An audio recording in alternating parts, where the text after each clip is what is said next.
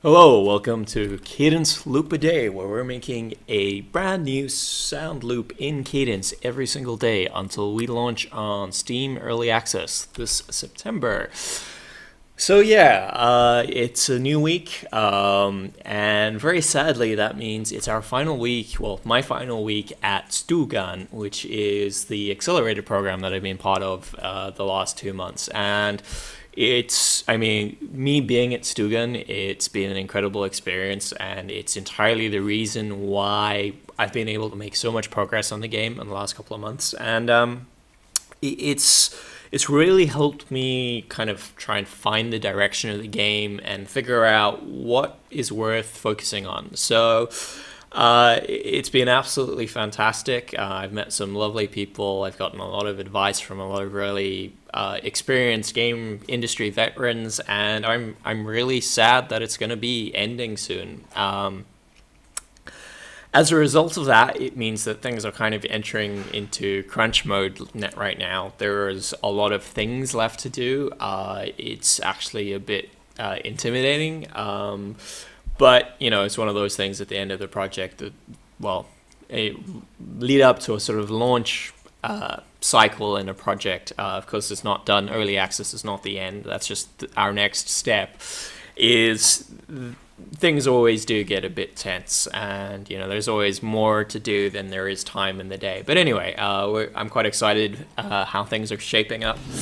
So over the weekend, I kind of skipped out on Loop a Day just to kind of recharge a bit, but we're still doing a lot of work, and you can see that now in the grid editor is now a lot more functional. It's still not completely functional. There's still a lot of bugs in it. There's still quite a lot of things it can't do that we want it to do, but I'm going to show you kind of how it's improved. The other thing I added today was tooltips. Very important for people who are coming to the game completely fresh, don't have me sitting there explaining things to them, that they can actually figure out things for themselves.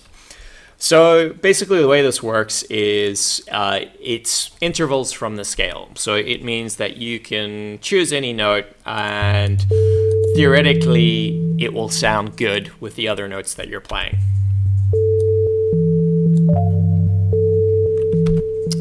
And then obviously if you want to make sort of higher notes, you can tweak the range a bit. You know, so this would be great for like a kind of very high-pitched bell kind of sound. And then on the other hand, you can come all the way down, and you can kind of play around with a nice sort of driving bass kind of sound.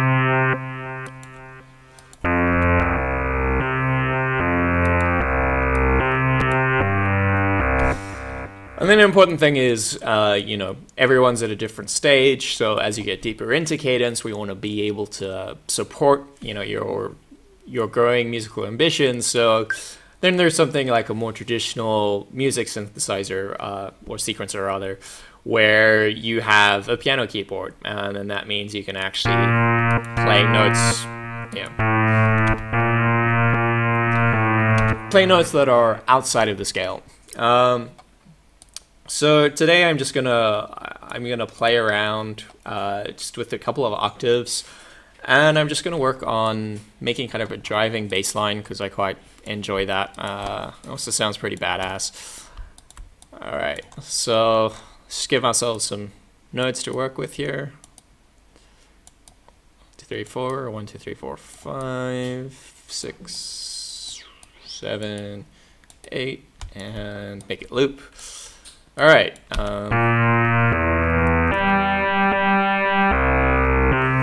You can see a bug here where sometimes it doesn't update. I don't know why it does that, but we'll have to figure that out. Let's make this a ton faster.